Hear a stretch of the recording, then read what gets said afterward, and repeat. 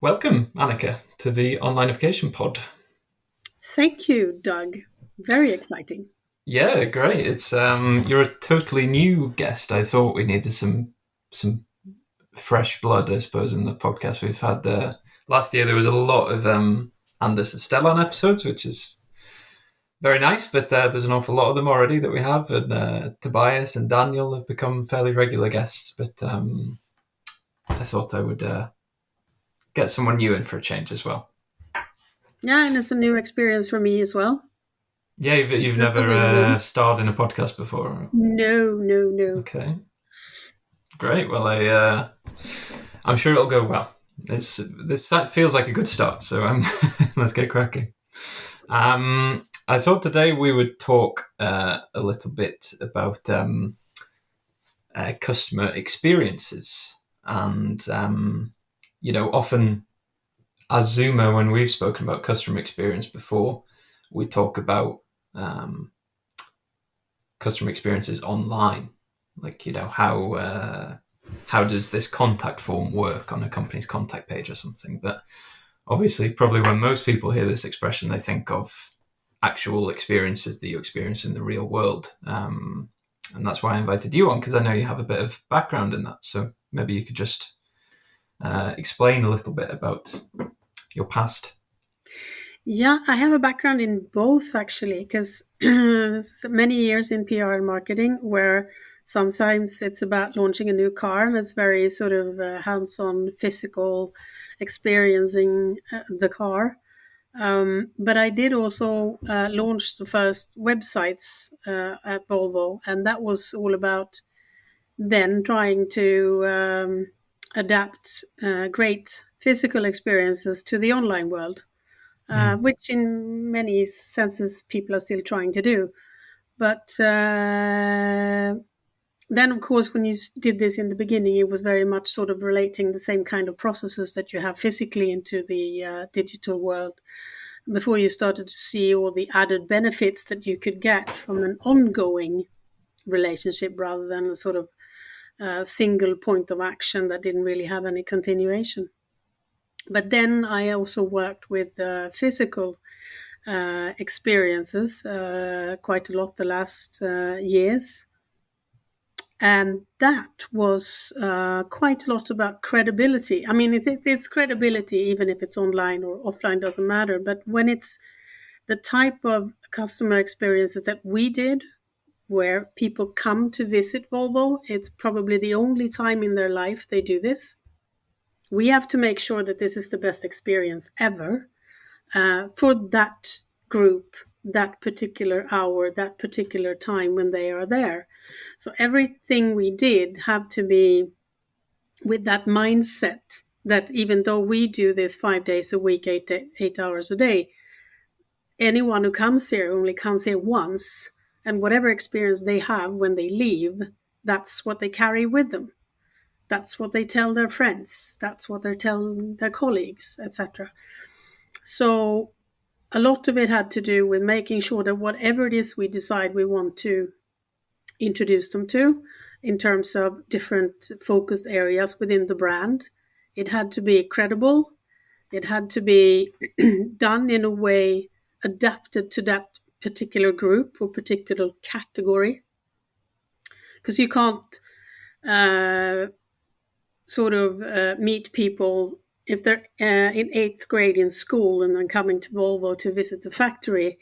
You can't address them in the same manner that you do with a group of suppliers who've worked with the company for 15 years and know quite a lot already.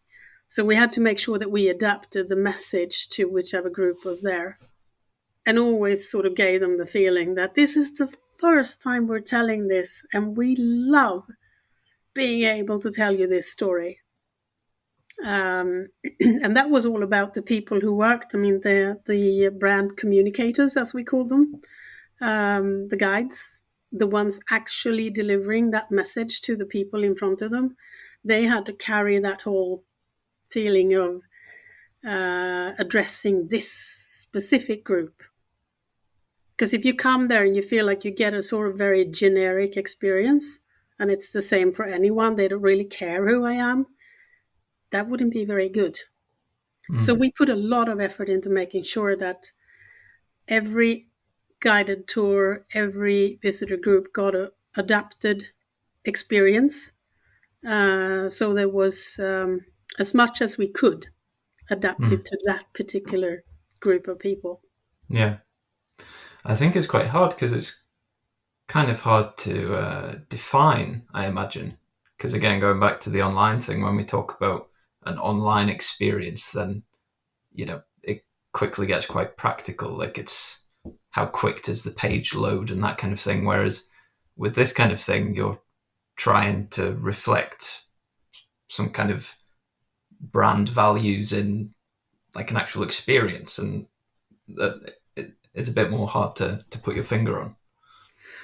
Well, yeah, but I think there's a great connection between how you do personas, because then you decide that's a generic description or a collective description of a group of people or a wanted type of person.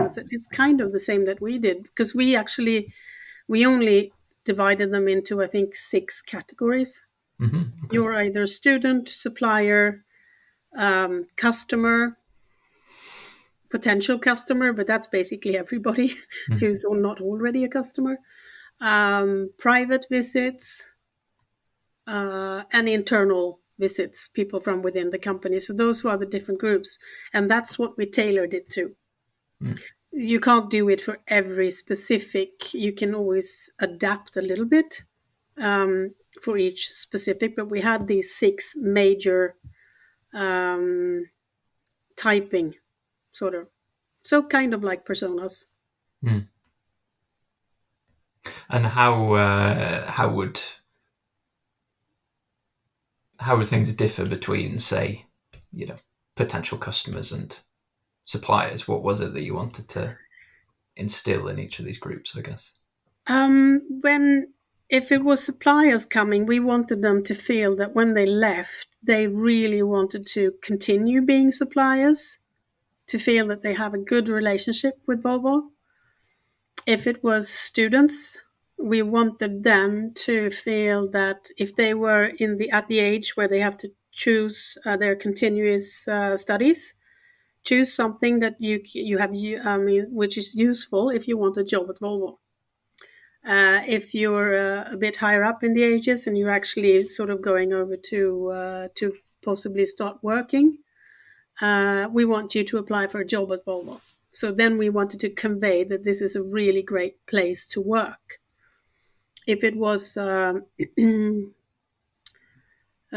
dealer who came with customers, it was a lot about instilling confidence in the brand and giving them the feeling that they're seeing something that maybe not everybody gets a chance to see. So it's kind of a little bit of VIP. So it's really not that difficult. You just have to look at whatever activity it is. In our case, it was people coming to Volvo to do a physical visit. Look at it through their eyes and see, what would I want to have from this? Why am I here? And then sort of create the adaptions after that. Yeah. It's it seems like the thinking is quite similar when you compare to designing kind of online experiences, and you did some of that as well, didn't you? I did, yeah. But that was that was in the early ages of the internet. And back then, it was more about the wow factor. Yeah. It was all about getting as many clicks as possible. I mean, it was visitor stats at its most crude version. Not and you didn't have the way where you can continue the relationship in the way you can now with CRM systems, etc. So it was all about getting as much exposure as possible, not really being able to have that go into a process. I mean, Volvo, of course, worked with CRM systems and funnels and whatnot already then, but you couldn't really connect that from an IT point of view. Still probably a challenge for many to connect their online offer to backend systems, and which is super important, I think, because that's really when you start doing whatever it is you want to do with your target group. Mm, mm. I can kind of miss those, early internet days. I used to work for a industrial company that on an old version of their website had little games, like little flash games, like arcade games, which, I don't know who they were made for, but I guess the idea was just to have something a little bit exciting, and a bit. Yep, that's the thing. I mean, this is more anecdotal than anything, but I remember going into budget meetings with my colleagues, and I was the only one who worked with the online stuff, and I would have like a huge uh, list of things we're probably going to do, sort of. And they were used to, we're doing this for that model, and we're going to do this for that model, and it's all very sort of planned. And then they looked at me and said, "You have no plan." No, I know, but it's because we don't actually know technically what we will be able to do in 6 months' time. So how can I make a plan? If I make a plan and then a new technology shows up and I'm not going to do that because I have a plan, that's not how it works. And that was quite difficult for my somewhat more traditional colleagues to realize that that's how we had to work. Because this is the time when Java was new, Flash was new. There were so many things that came that all of a sudden we could do something technically that we actually couldn't before.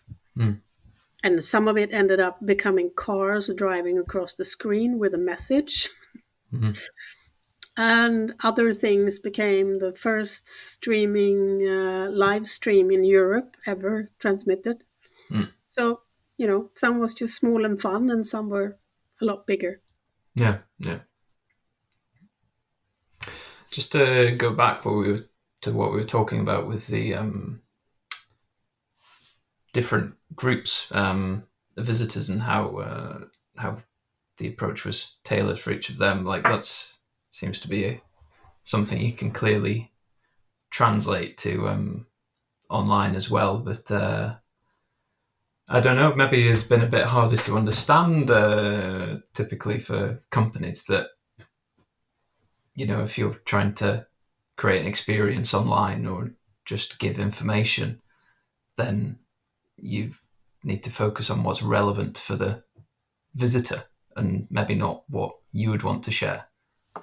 Like it's, in your example, it would be like, giving a group of school children the same tour or presentation as you would to, a group of car dealers or something like that. No, it's all about, it really is the same thing. If you don't know who's coming and why they're there and what opportunities that give you, then you can never utilize it or maximize it, or you can never fill the full potential of that possible relationship.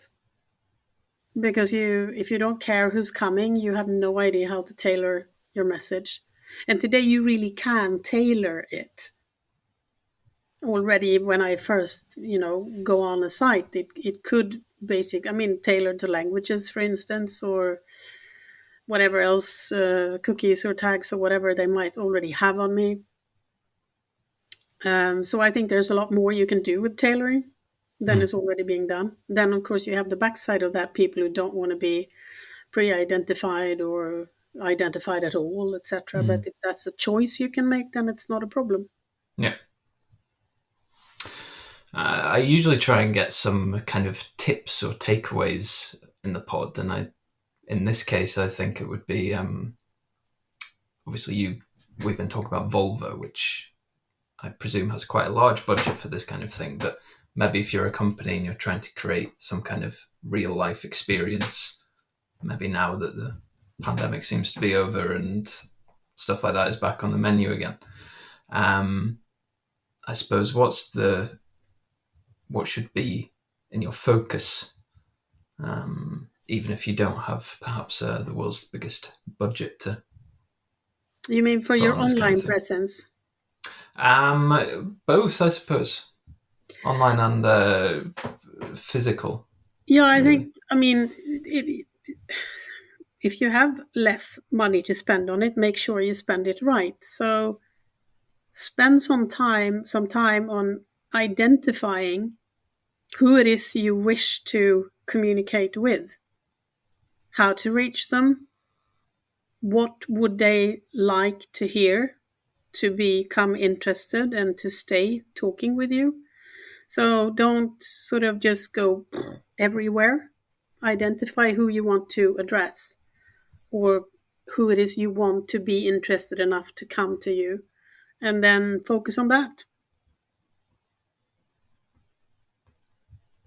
Sounds easy. Yeah, yeah. Kind of depends on what business you're in, I'm guessing. Easier But said than done. if you have a business where you can clearly identify your preferred target groups, or then do that. Mm, Not all mm, businesses can do that, maybe, but if you can, do it. Then yeah, spend your money there. yeah. Excellent. Well, thank you very much for joining us today. Thank you. I appreciate it, and we'll have to have you back on in another episode in future. Look forward to that. Great. I'll speak to you soon. Thank you. Okay, bye.